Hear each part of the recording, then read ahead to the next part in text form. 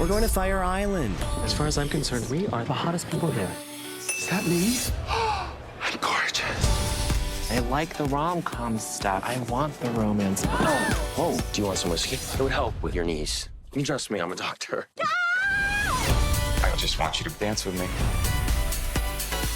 Not RoboCop, Paula Abdul. Fire Island. Our little Howie with a doctor. It'll be just like having health insurance again. Rated R. This week on Culture Q, Laverne Cox gets dolled up. we chat with the star and director of Fire Island. Plus, inside the House of Pride. What is going on? It is Andy Lawani here. And I'm Shira Lazar. This is Culture Q. And here's some of the highlights from this week in queer culture.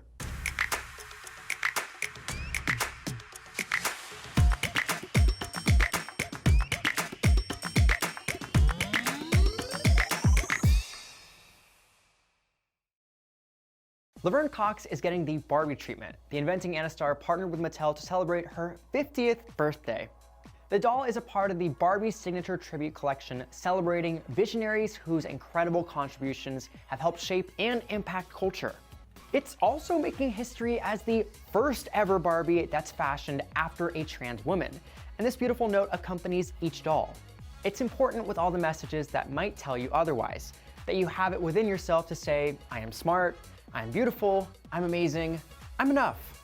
Cox also got emotional sharing her therapist's advice as she launched the latest project. My therapist said it's never too late to have a happy childhood. You have a little child who lives inside you right now, so you should go and buy yourself a Barbie. Cox added that the experience was healing, allowing her to reclaim her inner child and give her what she didn't have the first go-round. Along with the launch of the doll, Mattel also made a donation to Trans Family SOS, a nonprofit helping the community through support groups and more.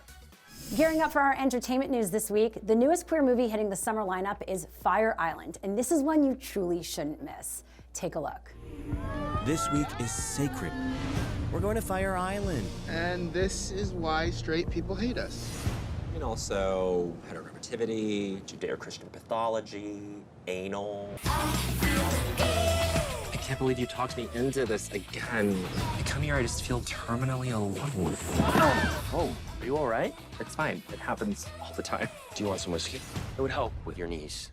You trust me, I'm a doctor. The latest movie from Searchlight Pictures stars Joel Kim Booster and not only packs a diverse cast, but is also comedy gold. It follows Noah, played by Booster, and his friends as they navigate through their last trip on Fire Island before their friend sells off her house. The dynamic cast also includes comedic legend Margaret Cho, SNL breakout star Bowen Yang, and comedy gay Matt Rogers. Written by Booster, Fire Island was born out of a real-life trip he took to the Pines with Yang, who brought along the classic Jane Austen novel Pride and Prejudice to read on the beach. The comedian was inspired by the book and the island with its rich history and queer community. And for those wondering, the Pines and Cherry Grove is known as America's first gay and lesbian town, originating back in the 1920s, and is the backdrop for the film itself. With a predominantly AAPI cast, a lot of people are also excited to see such great on-screen representation, not only for the streaming giant Hulu, but also for the LGBTQ+ community. The film also has a diverse team behind the camera too. Director Andrew Ahn is Asian American and has previously directed indie films like Spa Night and Driveways. Andy spoke to Ahn and Booster about Fire Island and why it's a movie that will have you laughing and give you a ton of feels. All right, so first off, out of the gate, I have to ask, how did this idea first start? The idea first started the first time I went to Fire Island in 2016. I brought Pride and Prejudice with me as like my book to read that week. And I was just really struck while I was reading it on that island, how relevant, her observations about class and the way people talk across class lines and interact with each other when I was on this island where we had separated ourselves sort of artificially into these like different class systems, and I originally wrote it as a half-hour pilot to be a show. We took it out. Nobody wanted to buy that script. Nobody wanted to touch it. It was very niche. And then Quibi came along, and Quibi, say what you will about Quibi, they were willing to take a lot of risks. And so they were really interested in me and my voice, and they took a chance and picked it up. And of course, we all know what happened with Quibi. And when Quibi folded, Searchlight swooped in and wanted to buy the script. Yeah, and then I received the script for the feature about a year into the pandemic, and it felt like such a cool opportunity to make a film that really celebrates and honors queer Asian American friendship. And so I desperately wanted to be a part of it, you know, so that I could work with Joel and Bowen and, you know, get a free vacation on Fire Island. Now I have to ask, was a lot of this shot on Fire Island itself, and was that challenging to be on the island? It was very challenging. There were some very challenging days. The weather was not very kind to us. Yeah, it was, you know, it's always a challenge to make a movie, but then you add in an island where you have to ferry everyone over, all the equipment over on the island. Like, you just have to carry everything. There were so many mosquitoes. Like, we were getting like all the time. Yeah. There are so many cicadas. That was like the summer of the cicada. I wanted to embrace as much the kind of natural landscape of the island. It's such a beautiful place. I wanted to get that sense of magic. Diving into the script, this has a lot of queer Asian American representation. Was that originally the case for this year? I mean, it was always about me and Bowen from the start. From the beginning, it was really a love letter to our friendship, and what happens in the movie is ripped from what we've experienced together, and specifically what we've experienced together on that island. And we wanted it to feel realistic, but we also wanted it to feel like a real friend group, and I wanted it to look like my friend group. And so we ended up casting people that just ended up fitting the roles so perfectly. Yeah. And yeah, like for me, getting to cast Margaret Cho in something is like a no-brainer and just feels so meaningful that like she's a trailblazer for Asian American, you know, talent, for queer Asian American talent. So to have her be our Mrs. Bennett is so cool, that she's supporting and ushering in, you know, new talent. Yeah, I think that's a real, you know, important thing to get across, is it does feel like a real group of friends when you're experiencing it as a viewer. Question to the both of you, how did you all navigate a lot of stereotypes, and whether you played in or tried to obviously steer away from them, was that a big challenge for you when you were producing this? Stereotypes are problematic in gay representation when you don't spend enough time with them to get like the full picture. Like when you have a narrow sort of scope of a character where it's all you're seeing is the stereotypes, that's when it becomes problematic. But because we spend so much time with all of these characters, it really was, we had the freedom to be like, yeah, like some of the gay stereotypes gay people embody, but they also are complex and real and push it beyond just a flat stereotype. And so I think that's the secret was for us, was just to add depth to the stereotypes too. It's exactly what Joel was saying, that like we wanted to show the humanity of these characters. You know, I think it's really important, especially like in a comedy, that like you give people depth, because otherwise it feels really superficial, it feels really fluffy. And, you know, I love that, yeah, like each of these characters like has something about them that is complicating. They're never just a stereotype, you know, so that like we can get a laugh or to make fun of someone. There's something there that shows like, oh yeah, like they're a human being that's living in this world, that's on this island right now. Absolutely. And, you know, keeping in mind this movie was not made for straight audiences, why should people who are not queer or not a part of, you know, the LGBTQ+ community pay attention to this movie?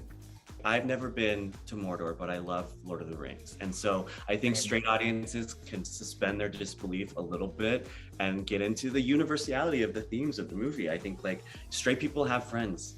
Straight people have chosen families. Straight people experience the same kind of discrimination that some of these characters experience in the movie. And I think like those themes are really easy to key into. Even if you've never been to Fire Island, you don't know a single gay person, or you aren't gay yourself, you know?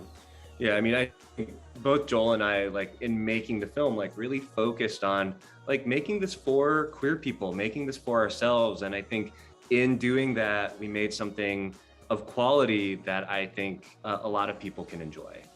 You can watch Fire Island when it premieres June 3rd, only on Hulu. We're going to Fire Island. Fire up your summer. I feel like we should pray. I'm gonna get so messed up tonight I forget my own name. Amen. With the family you choose. You guys, you're like all I have. What are we gonna like hug? Why don't we just dance? Fire Island, rated R. And now we're moving on to the top headlines of the week with the LGBTQ news you need to know. A trans woman was wrongly identified as the Uvalde mass shooter by conservatives, including Arizona State Republican Senator Paul Gosar and right-wing pundit Candace Owens. The theory originally emerged in the online community 4chan before making its way to Twitter. The woman, identified as Sam, lives in Georgia and, according to NBC News, has since received death threats and online attacks. In San Francisco, Mayor London Breed is refusing to march in the city's Pride Parade after a ban was placed on uniformed cops marching. San Francisco Pride originally came up with the ban because of safety concerns for marginalized groups within the LGBTQ+ community. Officers are still allowed, though, to participate, wearing t-shirts or other clothing that allude to their positions, but not the uniform. Breed announced she was boycotting the Pride Parade to, quote, support those members of the LGBTQ community who serve in uniform. Meanwhile, in Miami, the Miami Beach Police rolled out a Pride-themed squad car during their parade.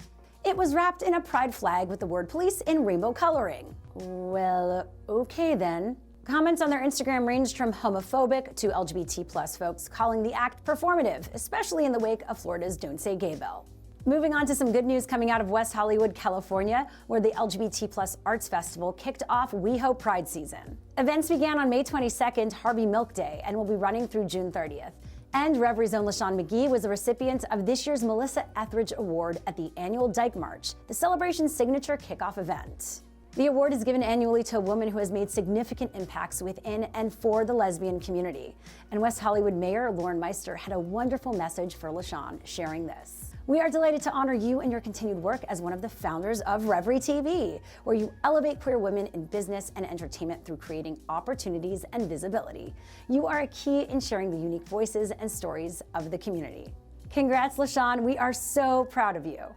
Are you looking for something to kick off your Pride festivities this year? Well, look no further because we have a lot of amazing content for you on this week's Revry Streaming Guide. Let's take a look. First up is Drag Kids. This release follows a group of preteen drag princesses as they prepare for a performance to Lady Gaga's Born This Way at the Montreal Pride Festival. Drag Kids is a beautiful, daring, and touching portrait of 4 kids chasing freedom and friendship through the art of drag. And of course, Pride season is finally here, and this year's celebrations are shaping up to be some of the biggest yet, especially because we here at Revry are teaming up with the folks at McDonald's to bring you House of Pride 2022 edition. Last year's House of Pride was hosted by Drag Race favorite Manila Luzon and featured heavy-hitting talent like Shia Diamond, Laganja Estranja, and Legendary's House of Balmain, and was streamed over 600,000 times. And this year, it's going to be even bigger. With 10 million viewers expected to tune in, Revry and McDonald's are bringing you a night of pride you'll never forget. With gag-worthy musical acts, laugh-out-loud comedy, and a mind-bending, voguing performance where you'd least expect to see it. This year's hosts are no stranger to us here at Culture Q, with former guest Ronnie Kohiner from Queen of the Universe and past guest host and love of my life, DJ Hannah Rad, set to lead you through the night's exciting events. And the talent we have lined up for you this year is going to knock your rainbow-colored socks off, like the hilarious comedians Samson McCormick and Kia Barnes. Hey, thank y'all so much for coming out of the closet, because this is an extra gay crowd. Look at you. Like it looks like half the women here rode in the same Subaru. On the music front, we've got some mega talents hitting the stage and performing all the songs you love, like Julian King, It's Raining Them singer Mila Jam, and Madison Rose.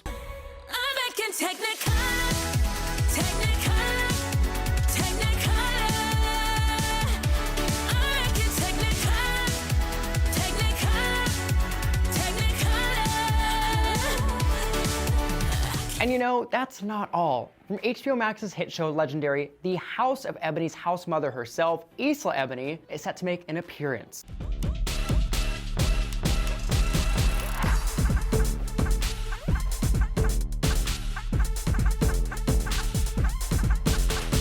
Rounding out the evening are even more musical performers. I mean, how packed can this show get? Frankie Simone and queer superstar Kian Lonsdale from Dance Academy and Love Simon are bringing their signature styles to the stage and helping make House of Pride a night of LGBTQ spectacle. Elizabeth Campbell, McDonald's Senior Director of Cultural Engagement Marketing, said, McDonald's fans loved celebrating with House of Pride last year, and we're thrilled to build on that excitement in year 2. We can't wait to show you all that we have in store for you this year. And remember, House of Pride brought to you by McDonald's will premiere on June 2nd, right here on Revry. Finally, some inspiration for this week. An out high school senior in Osprey, Florida, used his graduation speech to bypass Florida's restrictive Don't Say Gay law, and it was amazing. That is why I must discuss a very public part of my identity. This characteristic has probably become the first thing you think of when you think of me as a human being. As you know, I have curly hair. There are going to be so many kids with curly hair who need a community like Pineview, and they will not have one. Instead, they'll try to fix themselves so that they can exist in Florida's humid climate. Xander Moritz is a plaintiff in a lawsuit against the Don't Say Gay bill and was told by his principal that if his sexuality or his activism were mentioned, the mic would be turned off. But he didn't let that stop him from expressing his true self and inspiring others to do the same. I just had to be clever about it, but I shouldn't have had to be because I don't exist in a euphemism and I deserve to be celebrated as is. I mean, I get chills every time I watch that video. I have to say, I would not have had the guts to say that in my graduation speech, which is why I love this generation so much. With that being said, it's Andy Lawani signing off. And I'm Shira Lazar. Thanks again for tuning in to This Week on Culture Q. Be sure to join us every Thursday at 8 p.m. Eastern, live and always on demand, right here on Revry.